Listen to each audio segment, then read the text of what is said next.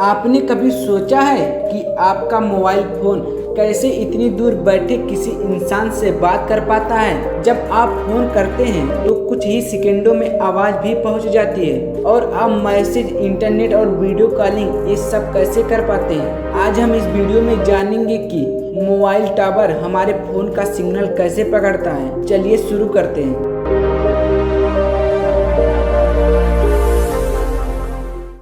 सबसे पहले आप ये समझो कि जो मोबाइल से बातचीत होती है वह रेडियो तरंग के जरिए होता है।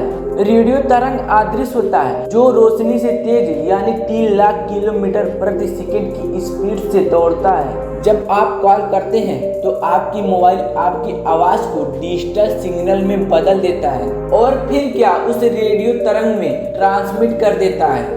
हर मोबाइल के पास एक छोटा सा एंटीना होता है जो रेडियो तरंग को हवा में भेजने का कार्य करता है और नज़दीकी मोबाइल टावर इन तरंगों को पकड़ लेता है। मोबाइल टावर के ऊपर बड़े बड़े एंटीने लगे होते हैं जो 300 डिग्री कवरेज नहीं देते बल्कि एक सेक्टर में सिग्नल को पकड़ते हैं ताकि नेटवर्क की क्वालिटी बनी रहे और इंटरफेरेंस कम रहे। टावरों की रेंज आमतौर पर 2 से 10 किलोमीटर तक होता है, लेकिन शहरों में ये दूरी कम और गाँव में ये दूरी ज्यादा हो सकती है। जब आपका मोबाइल सिग्नल को भेजता है तो यह अपने नजदीकी टावर के एंटीना पर पड़ता है। टावर उस सिग्नल को पकड़कर BTS मतलब बेस ट्रांसीवर स्टेशन तक भेज देता है, जिसे टावर का दिमाग भी कहा जाता है।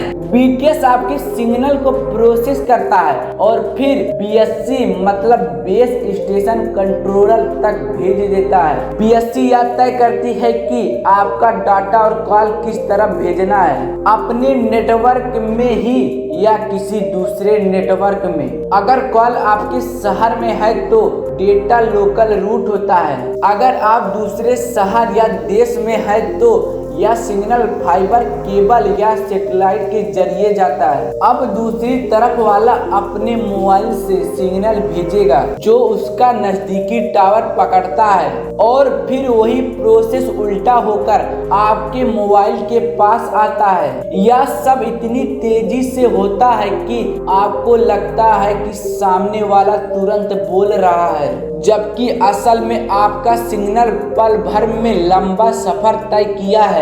और हाँ, इंटरनेट भी यही होता है, सिर्फ फर्क इतना होता है कि आवाज के जहां डेटा पैकेट्स घूमते हैं। तो अब आपको पता चल गया होगा कि मोबाइल टावर हमारे सिग्नल को कैसे पकड़कर दूर तक भेजता है। अगली बार जब आप कॉल करें तो याद रखिएगा कि आपकी आवाज हवा में उड़कर टावर के पास जाता है, वहां से फाइबर और दूसरे तकनीकों द्वारा सामने वाले व्यक्ति तक पहुंचता है। अगर आपको यह जानकारी पसंद आई है तो वीडियो को लाइक एंड अपने कोमल हाथों से सब्सक्राइब करें। धन्यवाद।